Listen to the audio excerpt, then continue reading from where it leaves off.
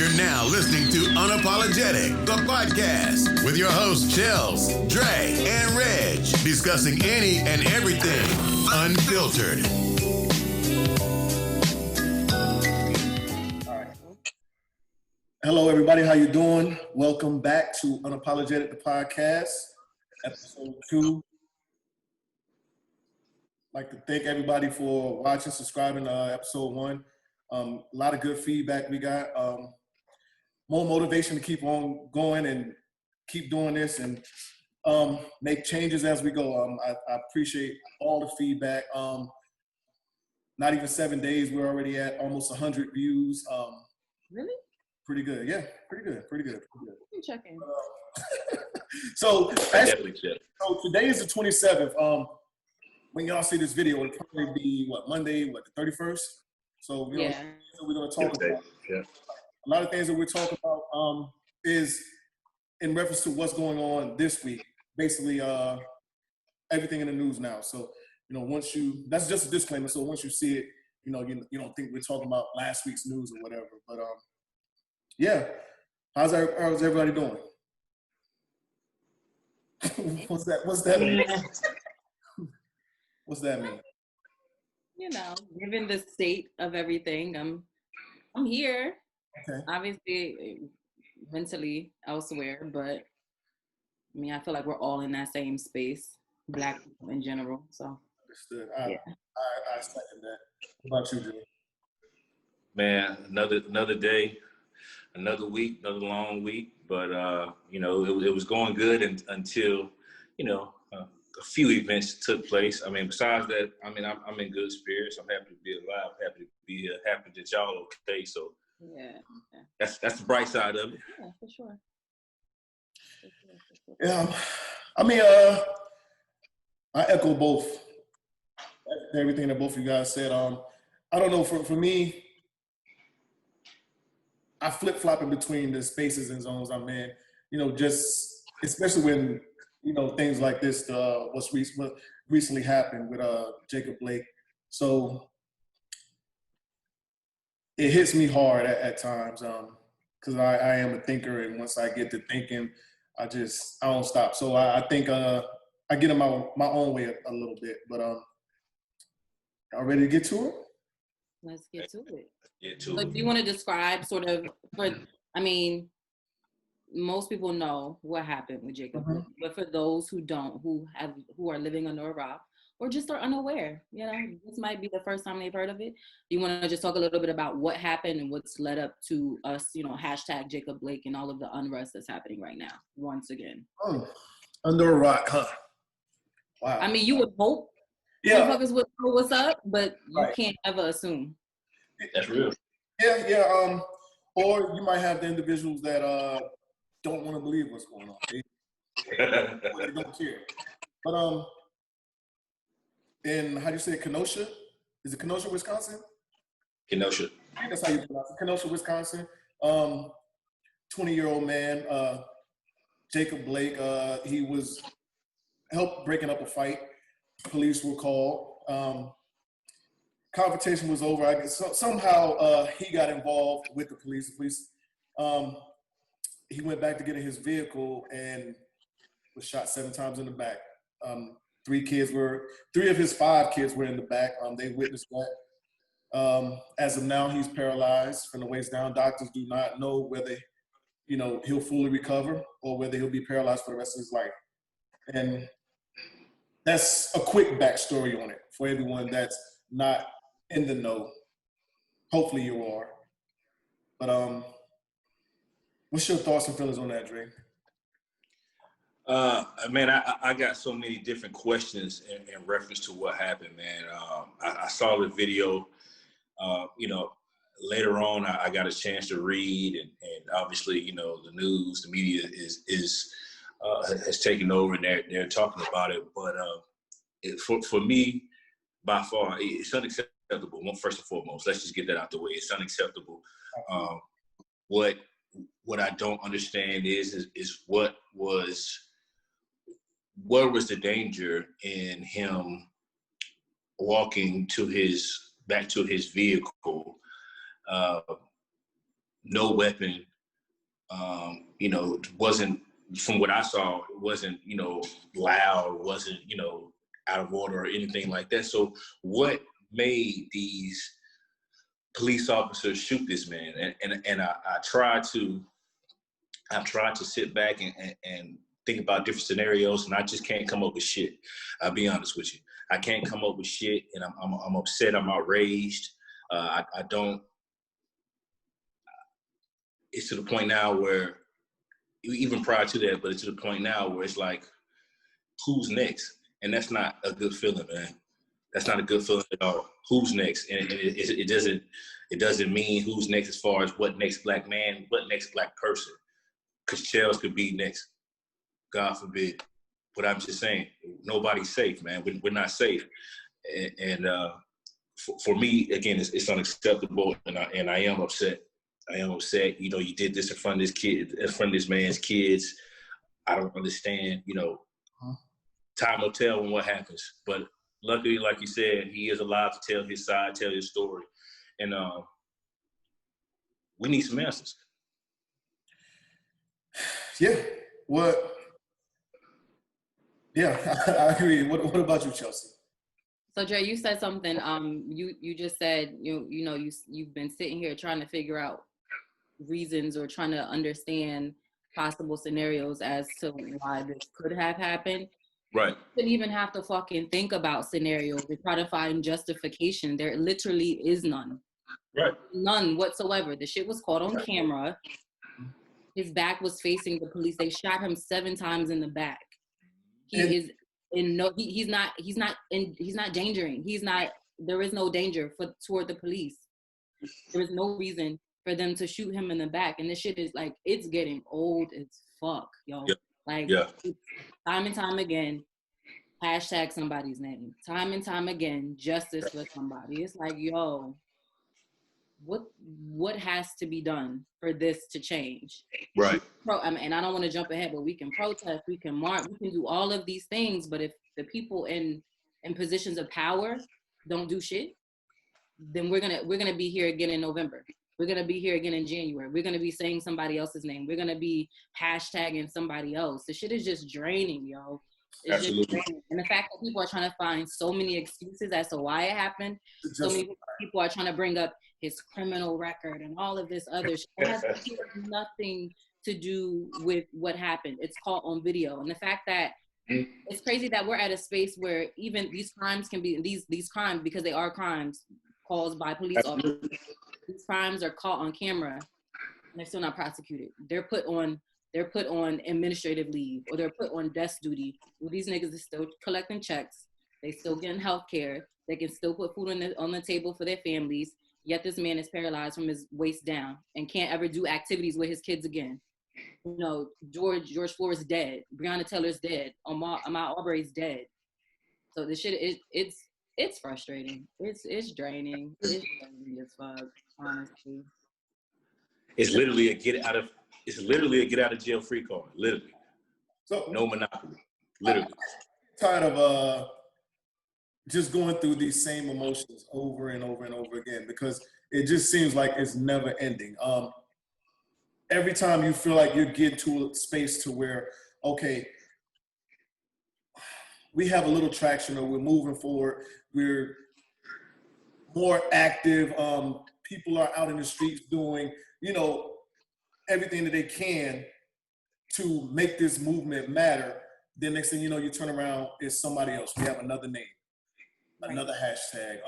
And for me, it's mentally draining. It's physically draining, emotionally. As a black man, I have, had to deal with police when I probably shouldn't have. I've got harassed. I've been thrown on a car. I've been thrown down before. You probably have yourself. I mean, and it's something that I really don't like to talk about. I don't like to think about. And when this happens, it just brings up those memories. And I mean, this year I have really felt more and more like, when I talk to my male friends, I at times I have to let it, hey, when I leave you, hey man, I love you, man. Take care, be safe. Because I might not never see Dre again after we leave. Right. You know, so I mean, it shouldn't be that way because I mean, our counterparts, our white counterparts, don't have to deal with that, don't have to worry about that. I mean, it's the least of their concerns. The least of their concerns. And it's very sad. But what's even sadder is, and like you said, Dre, and Chelsea echoed it, that we have to try to figure out, well, what did we do wrong?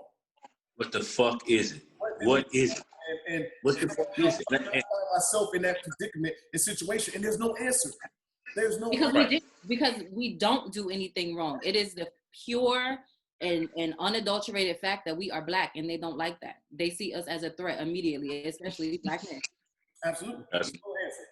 No answer at all. No answer. And because they have that badge, because they have that blue line of brotherhood, they're protected. So they can do shit like this and get off. They can do these things and know that they're safe and that they're secure.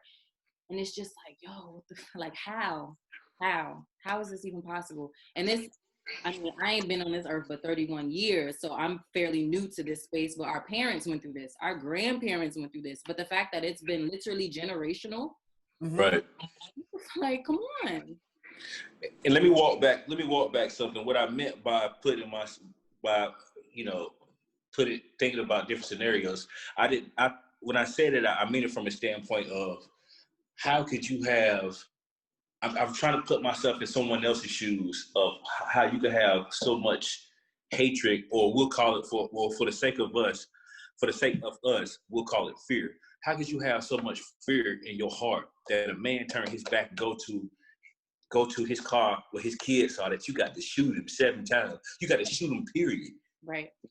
That's what I meant. What and I just can't come up with shit.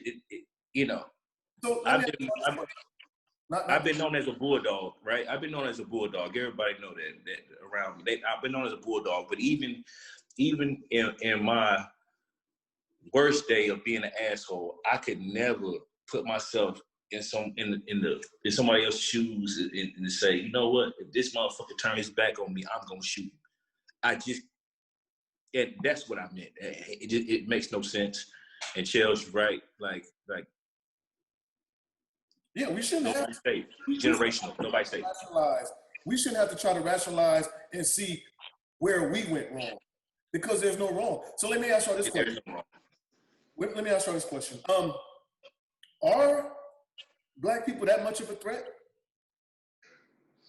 They see us as a threat. Absolutely. Yeah, they do. But are we that much of a threat?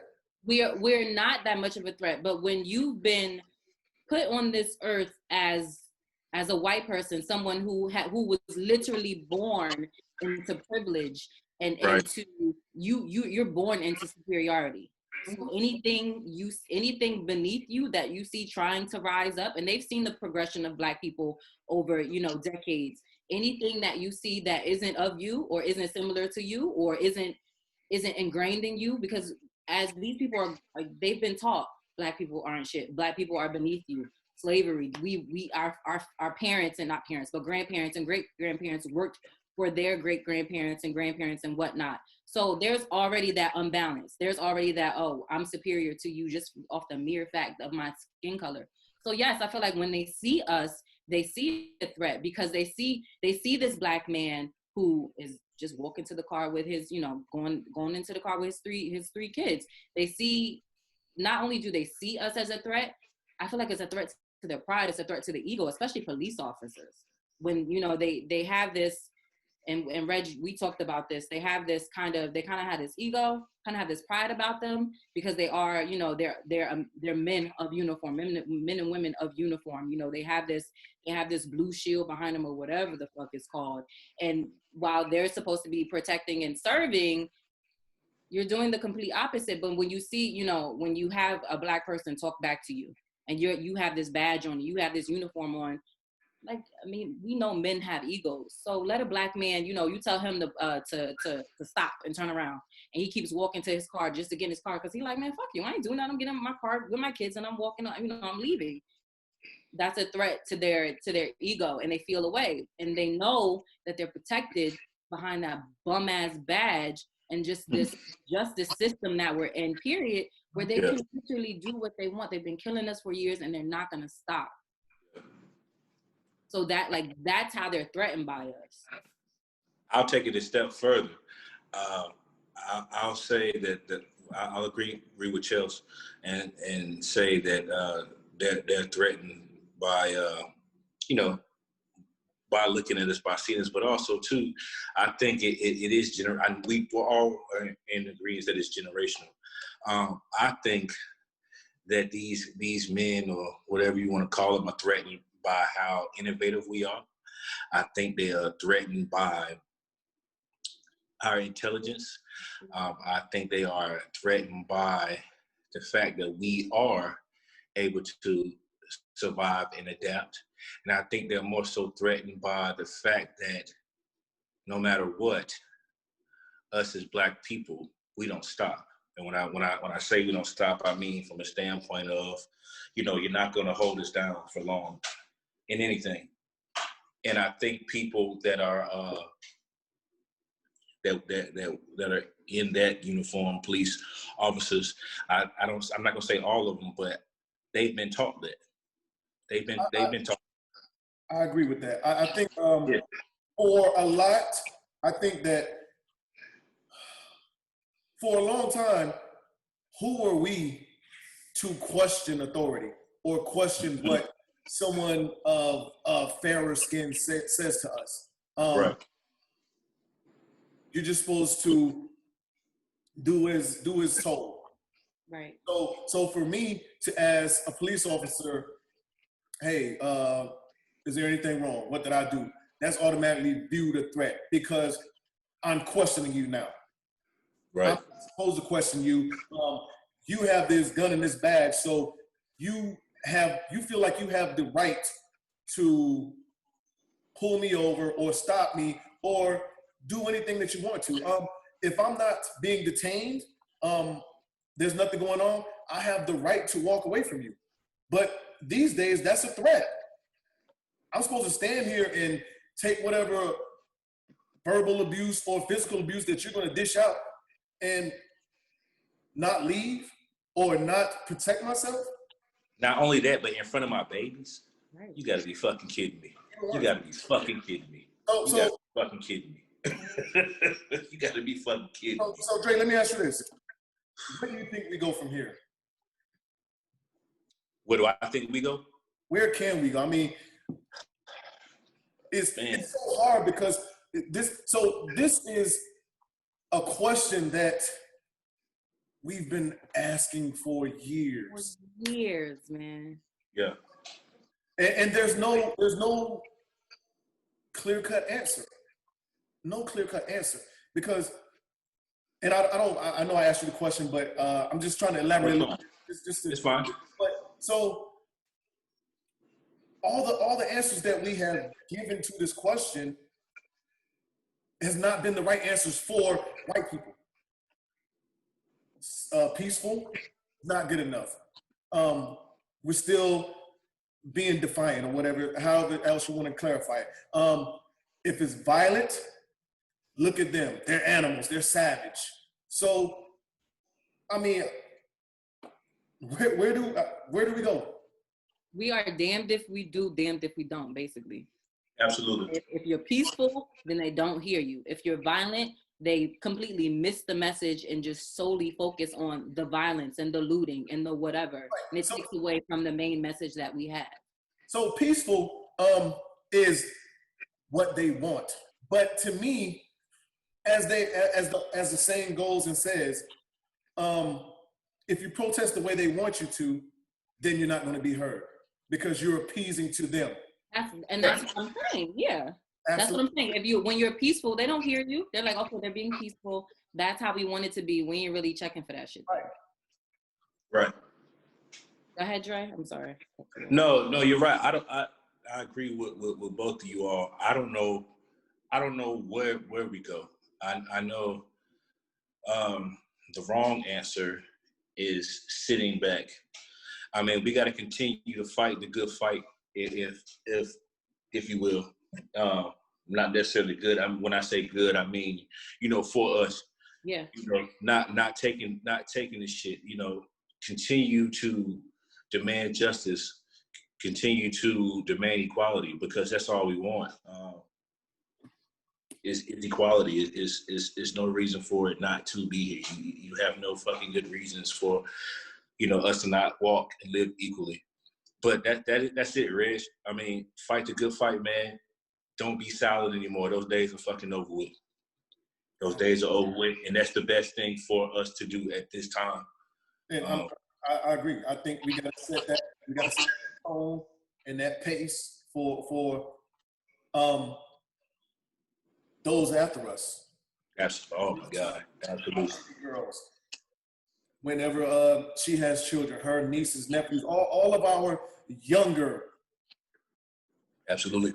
We have to set that pace and that tone. What about you, Chelsea?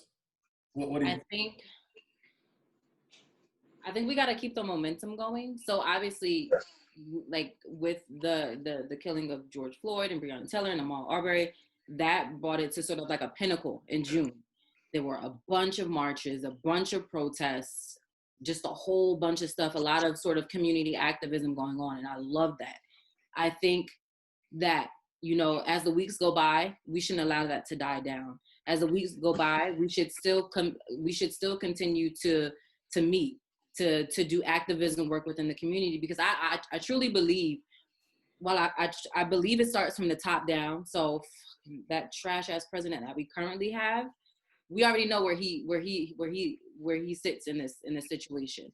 So it's gonna take literal communities. So where I am, where y'all are, where people are, like going to City Hall, sitting with constituents, sitting with congressmen, sitting with the officials in that city, and let them know this ain't gonna fly. As a citizen, as a person of this particular community, and my tax dollars that I'm working hard for and are going to this city, this is what you need to do so my people feel safe, so I feel safe, so I feel safe with my nephew going outside, so y'all feel safe with your daughters and with your sons going outside. I think it has to start there. And I think it sucks to say, I do believe we need white people. We need that ally. We need allies.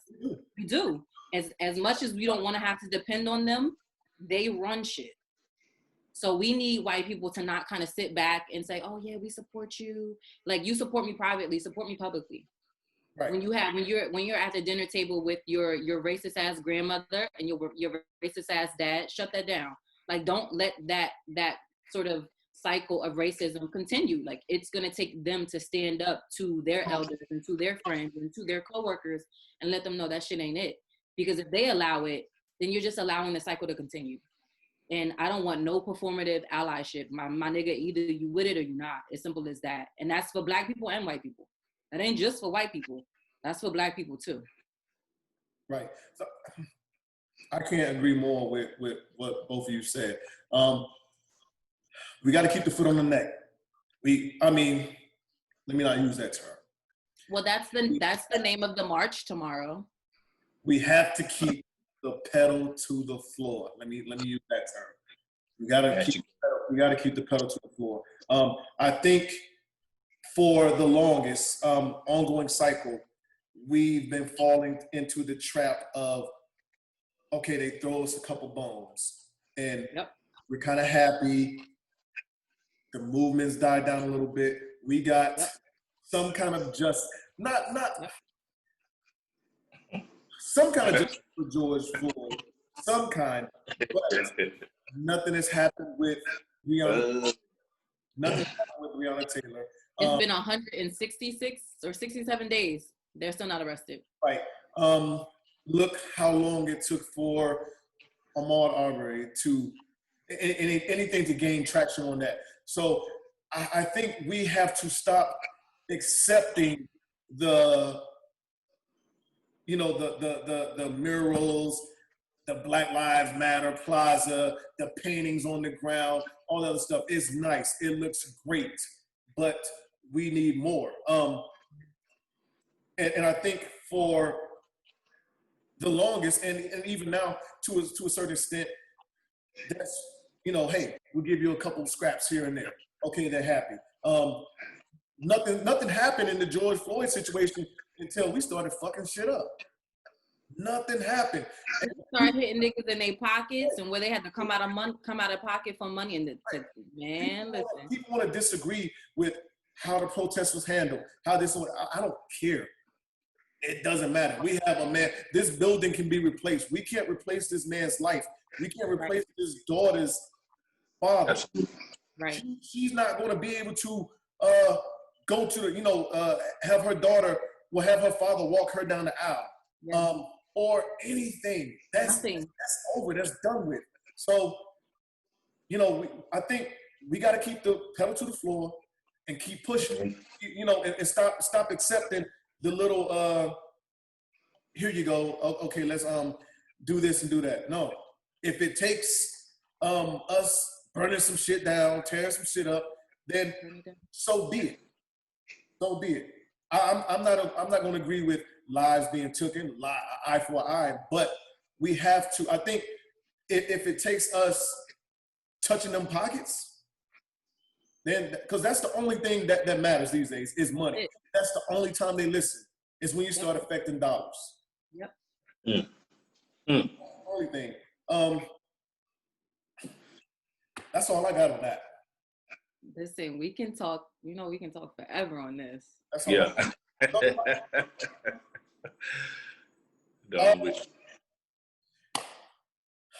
so what do you want, Chelsea? I mean, in reference to all of this that's going on, far as because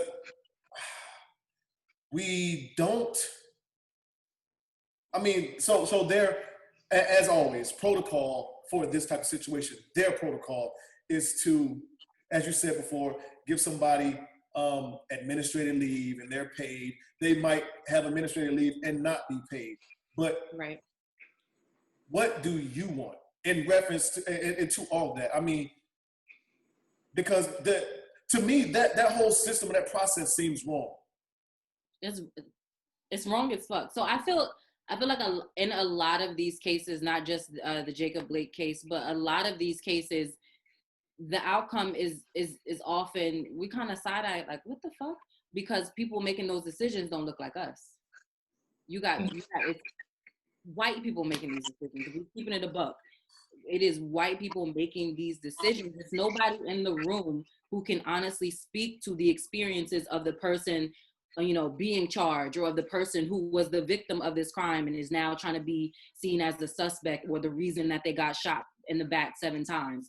So I think that is one big space where we can change, just having more diverse. I fucking hate that word diversity, because white people use it all the time to make it seem like they're doing the right thing and they're not.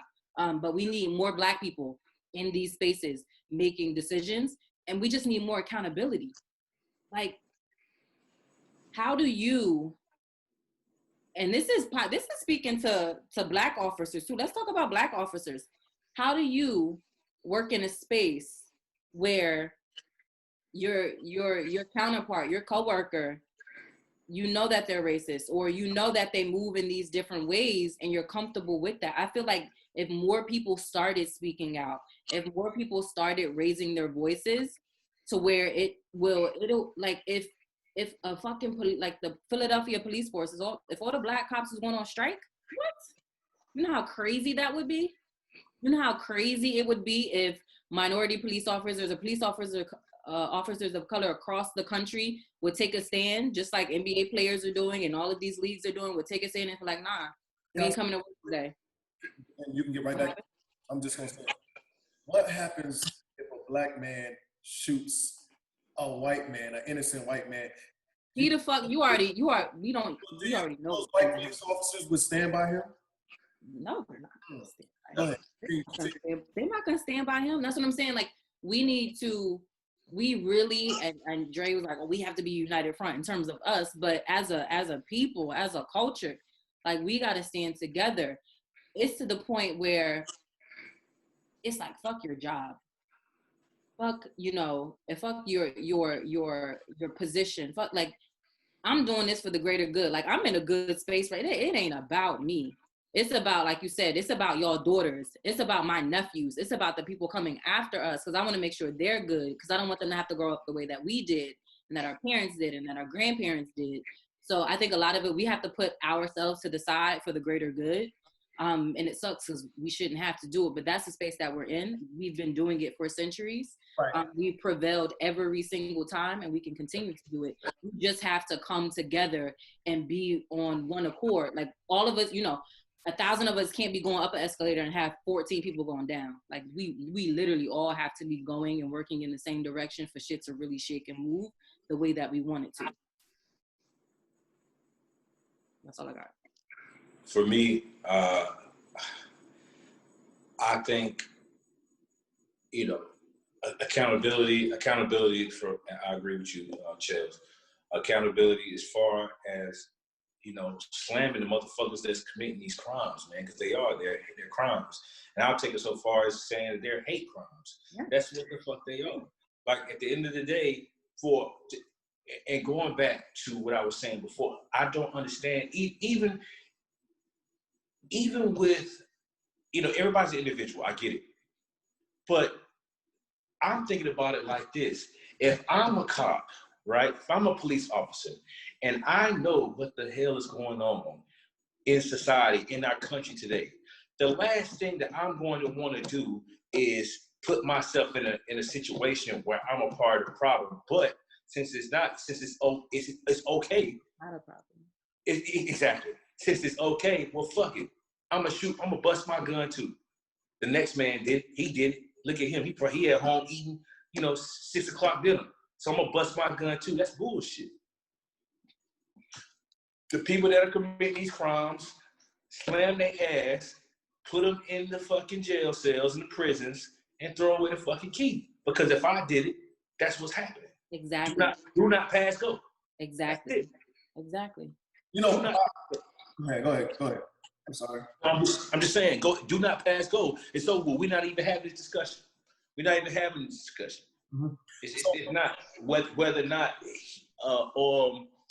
we're just awaiting, a formal for him to be formally charged. None of that shit. No, I'm gonna get my ass whipped. Yeah, we have my ass whipped, and I'm gonna get thrown in the back of a car. Right. I'm going to the slammer. A week after that. A week or 10 days after that, because it ain't gonna take long. I promise you that. It ain't gonna take long. That's gonna be expedited like shit. Yeah. Believe it. Yeah. So, and to add on to that, so they're afforded the thing that we're not afforded: due process. Yeah. Due process. So. No question. Yeah. And to add on to what you were saying, Dre. The reason why you would think that is because by nature, as a black man or a black woman, a black person, you are kind of raised to turn the other cheek because that's what we always do. We had to do. Everything that happens. Talk about it. Even when the little bullshit ads here and there that are racist,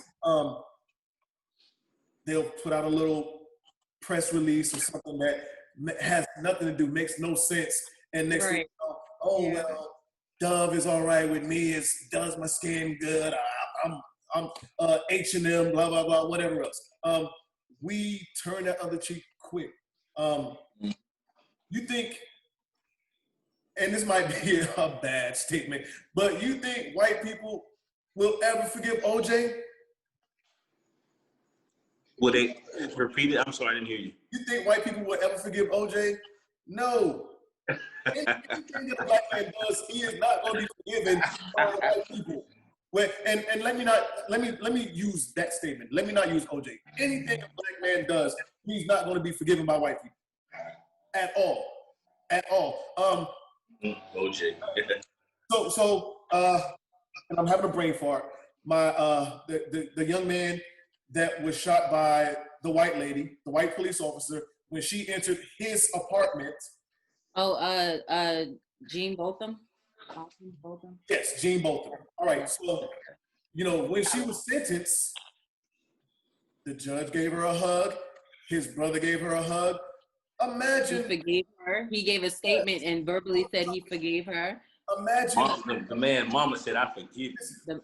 Imagine a black man killing a white woman. Throw that nigger under the jail is what they would have said. There would have been no forgiving. There would have been none of that. And so even with that, she has the audacity to try to have her sentence reduced. Yeah, of course. Yeah. Hold up. And honestly, I think had that case not gotten as much national attention as it did, yeah, that bitch would have got off. Easy. Absolutely.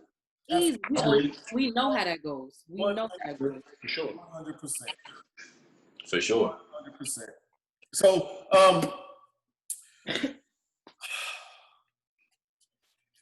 I mean, we have the effect, which is in sports. And at the forefront right now, NBA. Yes. I was one that really didn't care about the restart because I felt like what the players were doing, not just LeBron, you have the Jaylen Browns, you have the Greek Freak, you have George so many other players that don't have the same platform or not as big as LeBron or Giannis. Same status. Yeah, same or status. in the streets, and they were being shown. Their voices are not as loud, but they was out there. So I felt like that did a lot. I felt that the restart would take away a lot for that. I felt like us asking them to entertain us, to take our mind off of what's going on is not the right thing to do. Because, let me equate this to me being a soldier. Not even a soldier, because you, as not being in the military, Chels, I'm pretty sure you have your times too. So when things like this happen, it's hard for me to go to work and concentrate and focus on what's going on. Yes. I took a half day yesterday, literally because of that, because I could not. Us to ask these guys to, okay, go down to Orlando, be away from your family for X amount of months, and play basketball. Use your platform down there, but play basketball. We need the healing. We need basketball to take this off of our mind. I don't necessarily think we need to take this off our mind, because what has happened since they have went down there, Breonna Taylor's name's not trending no more. George Floyd's name's not trending no more. Ahmaud Arbery's name's not trending no more. I'll let you take it from there, Dre. I'm shaking my hand. And I'm sorry I was beating on the table. I'm sorry. But before this thing happened, Reg, you think about it now. I remember, I will never forget it. I remember when you told me, you said, you told me there was rumblings of this bubble. You told me there was rumblings of the NBA starting up. And I told you, I looked you square in your face, and I said, ain't no way in fuck that these boys are about to play. And and I told you why I thought it, and then I saw the writing on the wall, and we sat there, we talked about it for about 30 minutes. I said, it's clearly a diversion. Clearly trying to take away from what is the most important thing at hand. And we both agreed on it. Being sports fans on one instance, yeah, of course you want to see sports. Yeah, it is what it is. But on the other end, this shit is so much bigger than sports, man. Fuck a basketball game, all right? Fuck a football game. And that's what it is. And the worst thing that could have happened has happened. Yep. And now, I saw a quote from J.R. Smith yesterday, and he was saying, you've been seeing us on TV, but now you fucking hear us. Now you really hear us. And I agree with him, man. At the end of the day, that's all it was a diversion, man. And they should have never been playing. I understand, from a contract standpoint or whatever, some of them guys got to do what they got to do. They got to feed their families just like we have to. But going back to what Chels said, hey, sometimes shit is bigger than you. Sometimes it's bigger than the shit to the people that are in your within your four walls. It's so much bigger than that. And I salute these guys. It's just, as early as yesterday, for standing up and boycotting, man, because the shit has to stop. And if that's their way to have a voice, then so be it. But fuck sports, man, at this time. And never mind, my respect, my sports teams that I love so dearly. But at the end of the day, right now, it's not important. It's really not. And if it takes for us to, take America's pastimes away to help focus on what the real issues are, then I'm all for it. So I want to play devil's advocate just because I'm going to do that. So you guys are saying that, so just to be clear as fuck, I agree on everything you guys say. I'm not in opposition. I'm glad that them niggas boycotted. Mm-hmm. Started in the first place, but whatever. Mm-hmm. Why did they start? And Reg and I talked about this, and this is really gonna be a conversation we have all over again. Why'd you start? Because when the possibility of a bubble or whatever the case may be was an option, we were in the midst of George Floyd, Breonna Taylor, Ahmaud Arbery. Absolutely. Why'd you start? Okay, so I think there's a couple different factors. Like Dre said, there's contracts, but I don't know if you remember or not, there were a lot of players that said they wasn't going to play. They wasn't going to go. They were going to sit this out. But, and I hate to put this on one person, when you have a LeBron James that says, we want to play, we're going to play, there's not much that anybody else can do. Right. I mean, either you're going to play or you're not. So I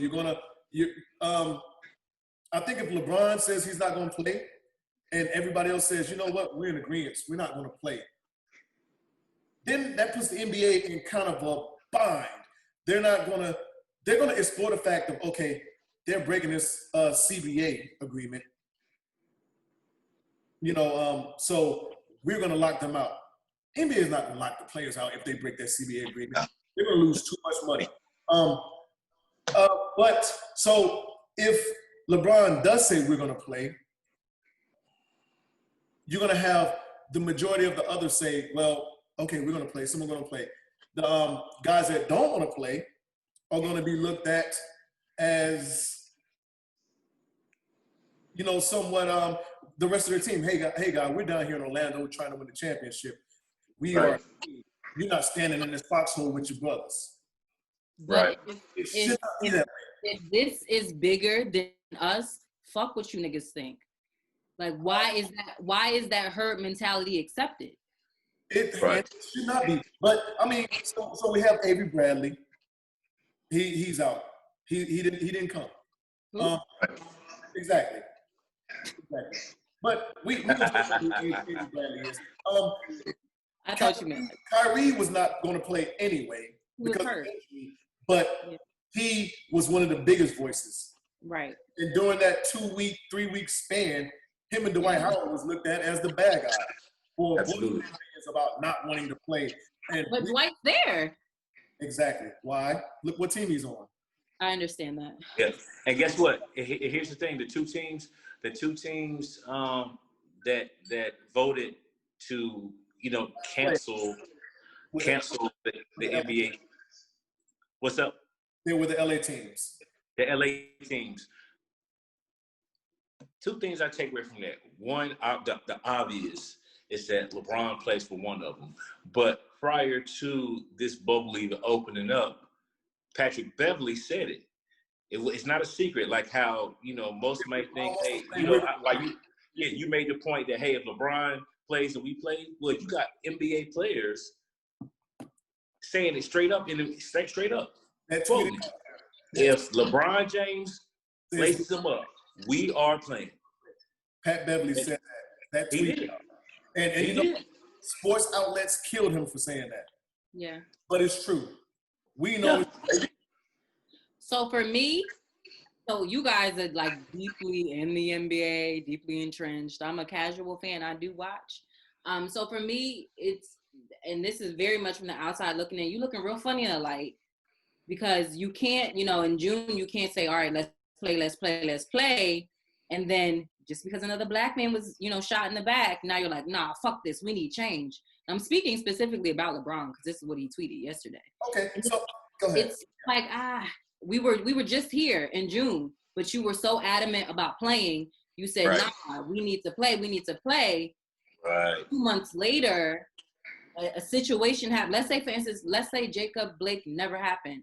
Would this stance still be the same? You feel what? Absolutely not. The issue of police brutality and blacks being killed was always there. That's regardless of whether Jacob Blake happened a couple days ago or not. But why is the tide sort of changing now? Because it's happened. You should have kept that same energy from all the things that you were doing in June and let that ride out. To me, it just you look real funny. So let me take it a step further. So that tweet that came out, man, fuck this. We demand justice. That was after Milwaukee already did what they did anyway. And they made it seem as if LeBron made that decision when he fucking didn't. Absolutely. So would that tweet have came out if Milwaukee had not went on the court? No. Absolutely not. Everybody would have played their games. The fucking MLB would have played. Everybody would have played. The situation had already been 3 days. Yes. Because it happened Sunday. Yes. We didn't really get news of it till Monday morning. Right. Yep. So that tweet came out last night, around 5. It was at 4:37 p.m. exactly, because I kept fucking seeing it everywhere, so I know the time. But yeah. So yeah, So that's my only gripe with it. Again, I ride with the players because they have platforms that none of us will ever have or possibly ever have. And I love that they're using that. But it's like, you had this ability in June. You still decided to play. Yeah. Now, to me, it just looks a little funny. It does. I'm knocking them for doing it because they have that platform. They have, this is literally the main thing. This is consuming the news. What the NBA is doing, what the WNBA is doing. First of all, the NBA has been doing this shit forever, and they don't get as much highlight as others do. Facts. But it is what it is. But it's just like y'all moving real funny for me. All right, so just to go back to LeBron real quick, we do need him though.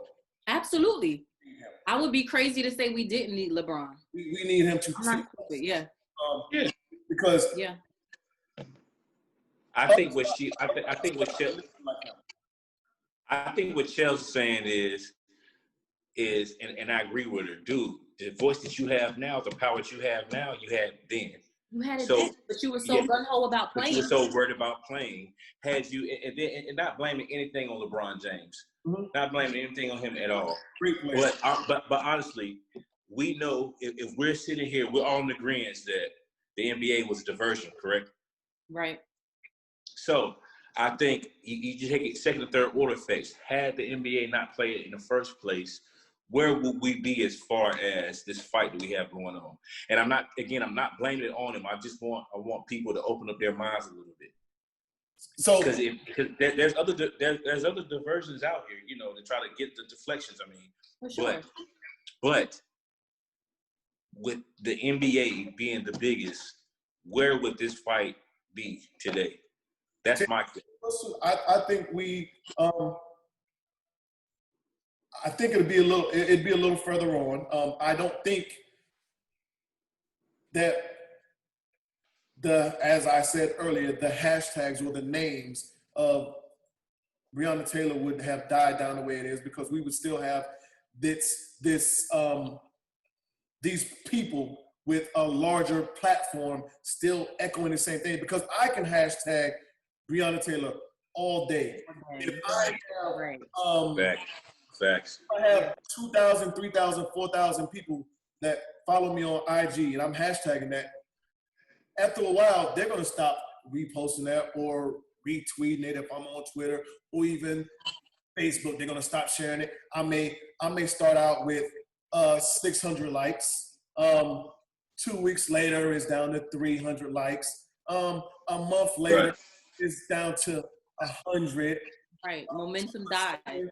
2 months later, it's four people liking it, whatever. So it's different from Reggie doing it than, say, LeBron post a picture of Breonna Taylor, we demand justice. Yep. That picture is going to be on SportsCenter. It's going to, and granted, they can do that in the bubble. But I think also with your face out there in these crowds, as it was before, being seen marching, that speaks volumes too. And not even just being seen, but being able to have access to the constituents and to the officials that me and you and us, we couldn't get to. Like with Milwaukee, they were able to call the attorney general. Yeah, I can't call that nigga. I can't do that. But they could, like, and that's what I loved about them. And I really fucking hate that LeBron got most of the shine yesterday for this, and the Bucks did not. For like most of what I saw, it was that LeBron tweet followed by NBA postpones games for today. Like, nah, the Bucks really did that. Right. The Bucks got on the phone with the attorney general and was like, yo, you need to prosecute this officer that shot this man in the back 7 times. Like, they really went to the bat and did what they needed to do. And that's what needs to happen. You could wear a shirt that says, arrest the killers of Breonna Taylor all day in the face until you blue in the damn face. These people with this type of influence need to be on the ground and in the faces of these officials. They can get to places that we can't get to. They can get in their ears and on the phones and on the text messages of people that we cannot get to. So with this platform and with the status, they need to use it in that way. So I completely understand why they say, man, fuck this bubble. We need to be on the ground. But being on the ground means more than marching for them. In their case, and with their influence, they really need to be like, all right, my nigga, 12 o'clock tomorrow, let's meet here and there. I need you to touch these places that we can't touch. That's what I'm saying, because you have such an influence and you want so badly to be outside of this bubble because it means so much to you. Bet. I want to see you march, and I want to see you march your ass up the steps of City Hall and walking in the doors to meeting with people to have real conversations. So, a report came out that the Milwaukee Bucks missed a call from Joe Biden and Kamala Harris because they were on the phone with the Attorney General. They didn't know it was Joe Biden calling. Look how crazy that is. But they were doing what they needed to do. Right. But I'm saying you get why they missed that call. He called, I guess, to hear their voices and see what was going on. But of course, you're on the phone with the Attorney General. You don't know who's calling. Who the fuck knows Kamala's number? Nobody. Like, we get it. Right. So I pose this question to you, Dre, because I think this was one of your biggest things that you asked. And I think we kind of already answered it, but I guess we can go into depth on a little bit. Do you think we need a distraction? Listen, man. You trying to be funny, Reg? I mean, that was. Do you think? Well, I mean, let Dre answer. Do you think we need to hour or two to, or even just basketball or football or baseball, to take our minds off of this for 3 or 4 hours? I get to answer this too, right? Look, listen, fuck no. I'm gonna answer straight up. Fuck no. Mash the gas, man. Mash the gas. Because at the end of the day, like, at the end of the day, if the shoe was on the other foot, if the roles were reversed, this shit would be mushed in our fucking faces 24 hours a day, 7 days a week. I don't need no motherfucking distraction, dog. I love sports just like we all love sports. I love the shit. I do.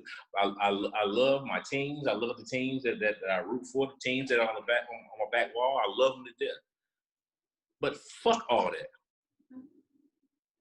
At the end of the day, what's important is justice, and that very word that's on your shirt, Rich, that's what's important. Not playing no motherfucking basketball, not playing no fucking football, not hitting no baseball, not shooting no puck into no motherfucking net. Nah, that shit that means nothing, man.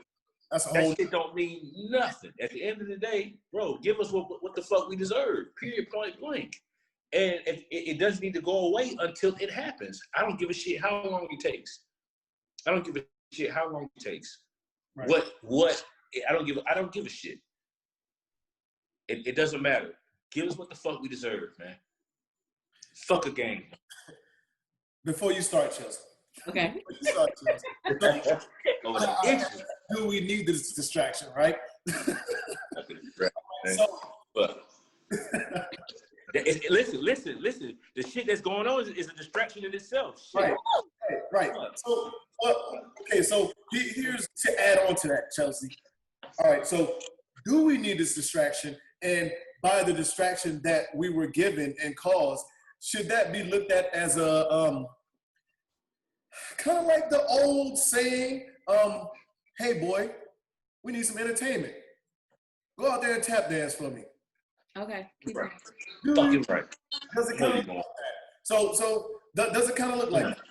Do we need this distraction? Does it kind of look like that's what happened? So this is for me, right? I can answer and give my answer. All right. So just full disclosure, me and Reggie had this conversation prior to this, and it was a little back and forth here. So and I think you might have misconstrued my idea of distraction. So do I think the NBA players should be in this bubble playing? Fuck no. I never thought they should have played. Absolutely not. Like that is my stance. That will always be my stance.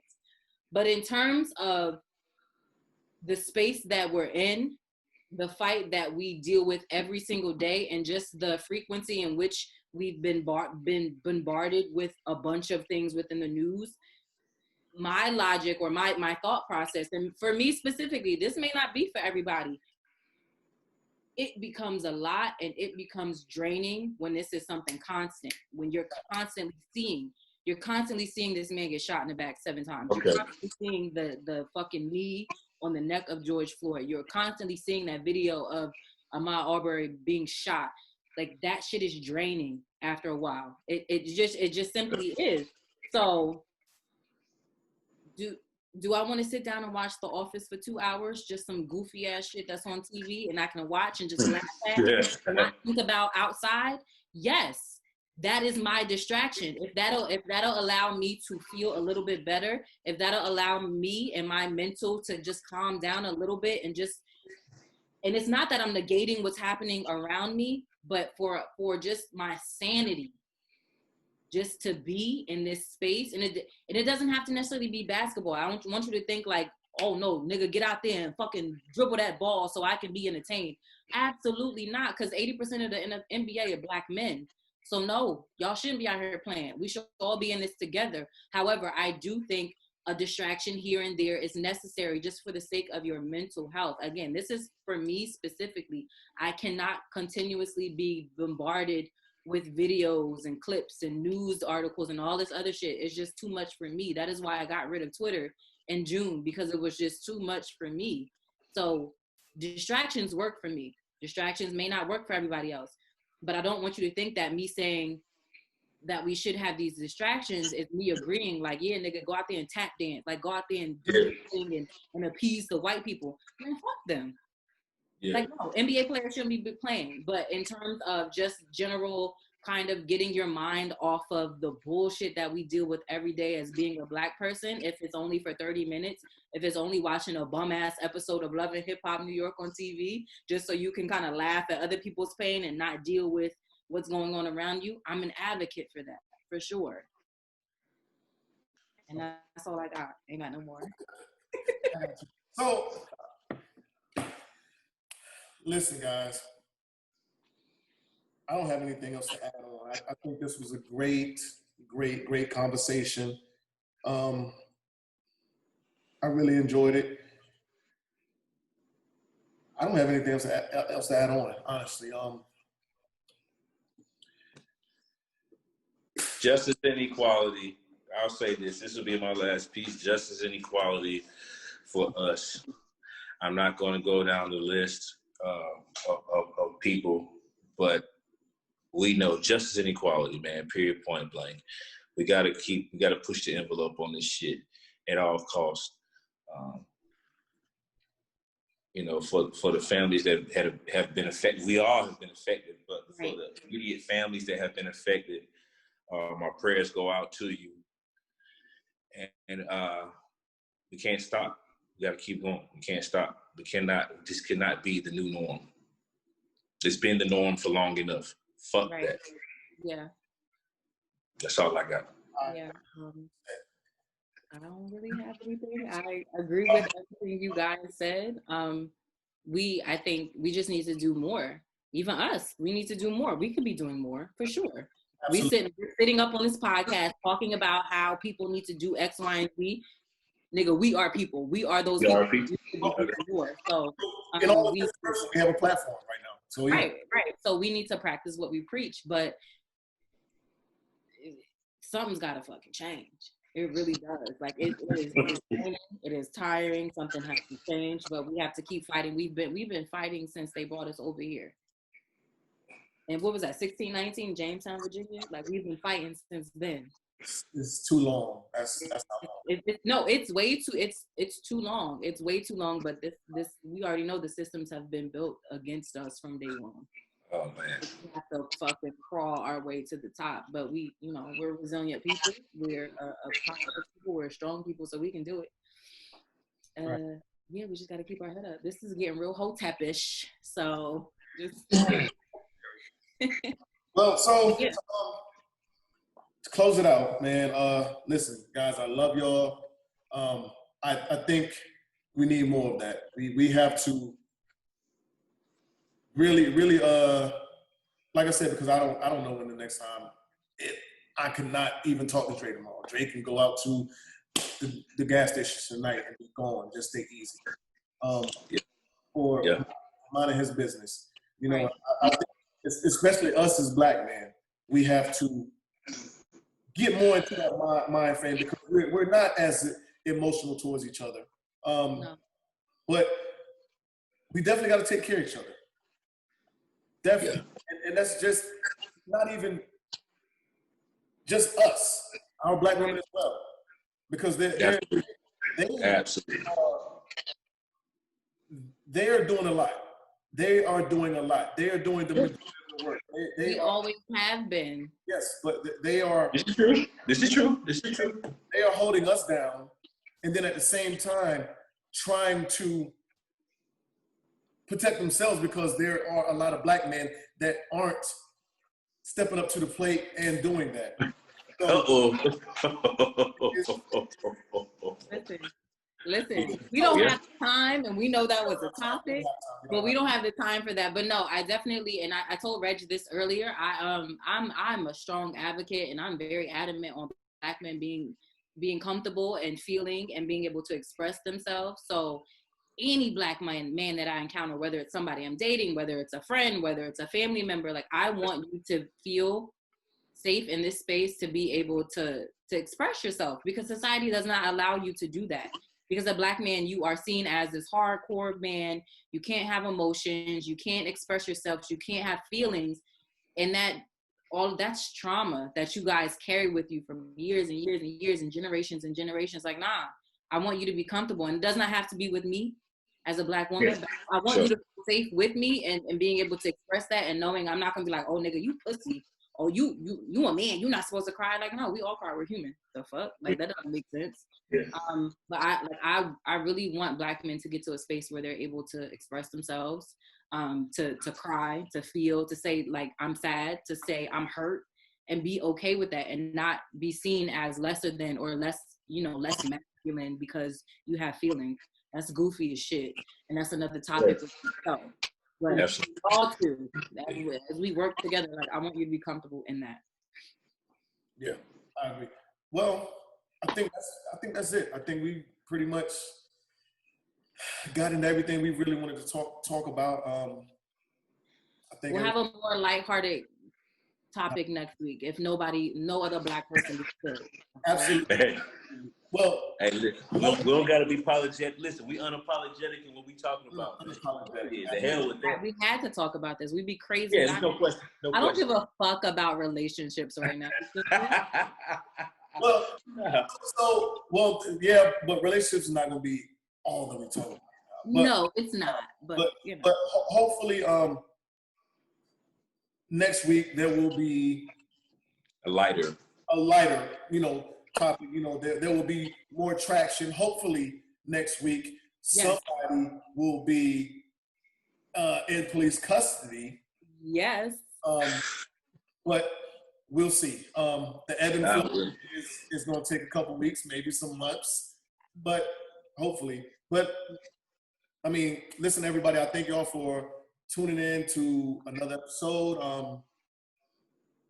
Don't forget to like, share, subscribe, all that good stuff. please. Please leave comments in down below in the comment section. We welcome all comments, whether it's constructive or whatever. Just don't be mean. Like, But it's nice to say don't say it at all. Well, we're trying to improve, and we're going to improve. But like I said at the beginning, let us know what we can do better, and because we still have a lot of things that we're going to work out.